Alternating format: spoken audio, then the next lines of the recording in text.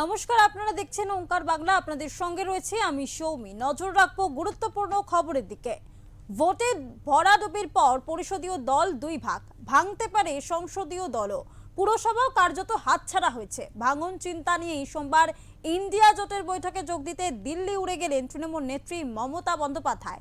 ইতিমধ্যেই রাজধানীতে পৌঁছে গিয়েছেন অভিষেক বন্দ্যোপাধ্যায়। এই আবহে তৃণমূলের মাটি শক্ত করতে, সেই সঙ্গে ইন্ডিয়া জোটের বৈঠককে ফলপ্রসূ করতে তৎপর মমতা বন্দ্যোপাধ্যায়।